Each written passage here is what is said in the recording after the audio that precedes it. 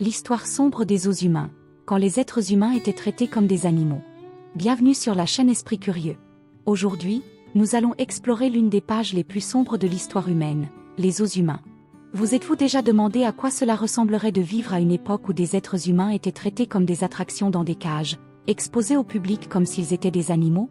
Eh bien, cela s'est produit, et à grande échelle. Dans cette vidéo, nous allons plonger profondément dans l'histoire des os humains, découvrir comment et pourquoi ils ont existé, et répertorier les principaux endroits où cette pratique lamentable a eu lieu.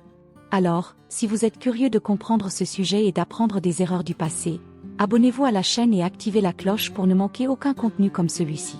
Partons ensemble dans ce voyage de découverte et de réflexion. L'émergence des os humains. Pour comprendre les os humains, nous devons remonter au XIXe siècle, une époque marquée par l'impérialisme européen et l'expansion coloniale. Les puissances européennes étaient engagées dans une course frénétique pour des territoires en Afrique, en Asie et en Amérique, et avec cette expansion territoriale est venue une idéologie de supériorité raciale. Les Européens considéraient les cultures des territoires colonisés comme primitives et inférieures. Pour justifier la domination de ces peuples, une narration raciste a été créée, plaçant les Blancs au sommet d'une supposée hiérarchie raciale.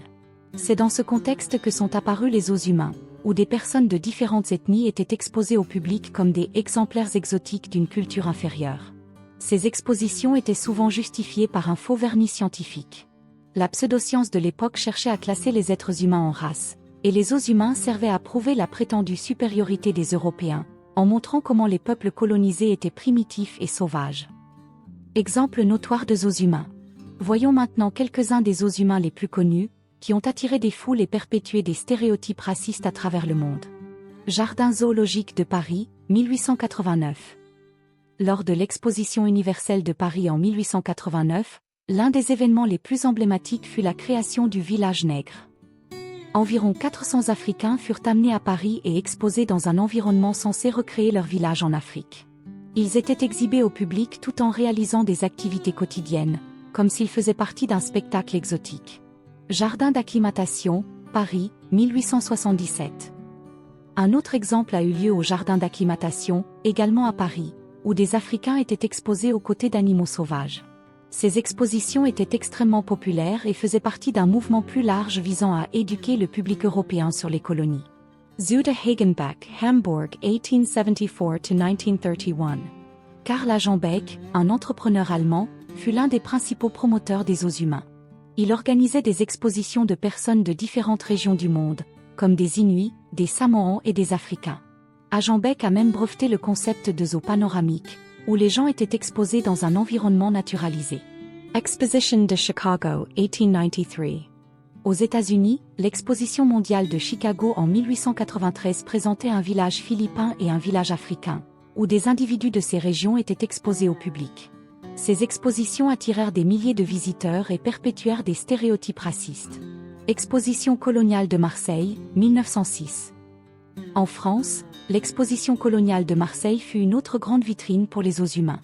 Ici, des individus des colonies françaises étaient exposés pour montrer la diversité de l'Empire français et réaffirmer la suprématie culturelle de l'Europe. Exposition internationale de Bruxelles, 1958. Incroyablement, ces pratiques ont perduré jusqu'au XXe siècle. L'exposition internationale de Bruxelles en 1958 est considérée comme l'une des dernières grandes expositions de os humains. Un pavillon entier était dédié à l'exposition de personnes du Congo belge, traitées comme colonies à l'époque. Ota-Benga et le zoo du Bronx, 1906. Peut-être le cas le plus tragique et connu est celui d'Ota-Benga, un homme du Congo qui fut exposé au zoo du Bronx à New York en 1906. Ota-Benga fut placé dans une cage aux côtés de primates, comme s'il était un chaînon manquant entre les humains et les singes. Son histoire est l'un des exemples les plus douloureux de la déshumanisation infligée par ces zoos. Les os humains ont laissé un héritage profond et douloureux. Ils n'ont pas seulement perpétué des stéréotypes racistes, mais ont également déshumanisé des millions de personnes au fil des décennies. Aujourd'hui, ces expositions sont vues comme une tâche dans l'histoire de l'humanité et un rappel de ce qui peut se produire lorsque nous laissons le racisme et l'ethnocentrisme guider nos actions. Ces événements nous montrent l'importance d'apprendre des erreurs du passé. Nous devons reconnaître que tous les êtres humains, quelle que soit leur origine, méritent respect, dignité et droits égaux. Il est crucial de réfléchir à la manière dont ces pratiques étaient acceptées à l'époque et de veiller à ce que quelque chose de similaire ne se reproduise jamais.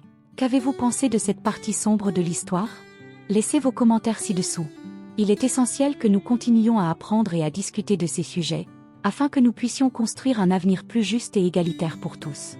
Si vous avez aimé ce contenu et que vous souhaitez voir plus de vidéos comme celle-ci, n'oubliez pas de laisser un like et de vous abonner à la chaîne. Partagez cette vidéo avec vos amis et votre famille. Merci d'avoir regardé, et à la prochaine.